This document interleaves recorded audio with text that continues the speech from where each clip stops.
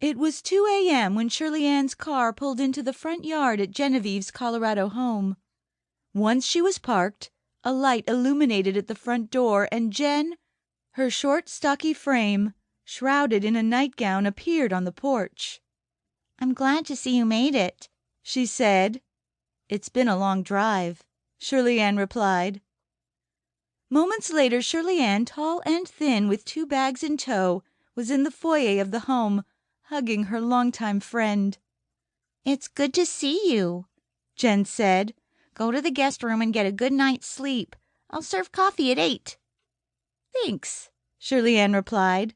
"By 10 tomorrow I want to be on the hiking trail at Henderson's Peak." "We'll both be there," Jen replied. "Good night," Shirley Ann said. "Good night," Jen replied. Some 20 minutes later, as Shirley Ann prepared for bed, her thoughts wandered back to her friendship with Jen. Beginning in high school in 1962, they had become fast friends in Palm Springs, California. Even after Shirley Ann married and divorced Jen's older brother, Glenn, they remained close friends.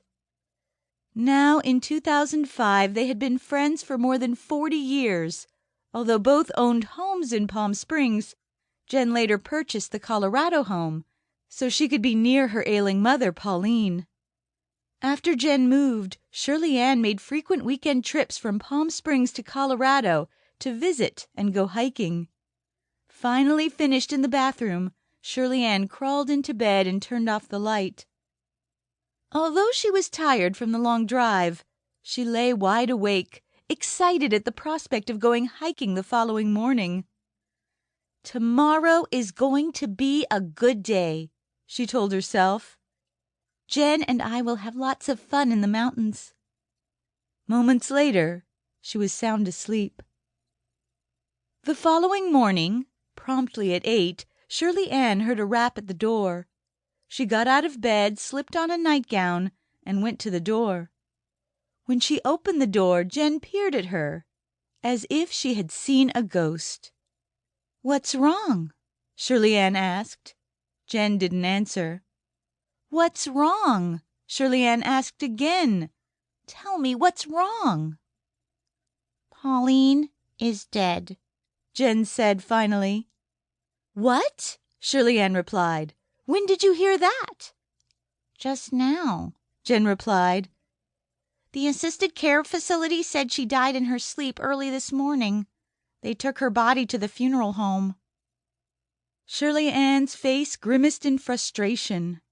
"That's just dandy," she said. "I arrived last night to get some rest and relaxation, and the old witch decides to suddenly die and disrupt my plans."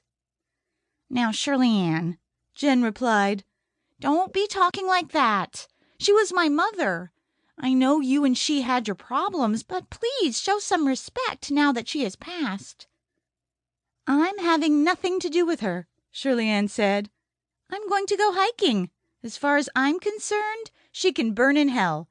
She was the meanest, most downright awful mother-in-law a person could have." "I wish you'd forgive her," Jen said. "She had her faults, but she was never as bad as you make her out to be." "You don't want to know all of the reasons I have for hating her," Shirley Ann replied. "I could go on forever." Jen, seeing she was making no headway, took a seat on the sofa. Then slowly her eyes filled with tears and she began to cry. Shirley Ann inhaled, then took a seat beside Jen on the couch. "Oh, Jen," she said finally, putting her arms around her friend. "I'm sorry. I know this has to be hard on you." For a long moment she held Jen in her arms. "I'm sorry," Shirley Ann said again. "So tell me, what has to be done?" Jen broke the embrace and dried her eyes. "I've got to take the body to Palm Springs," Jen said.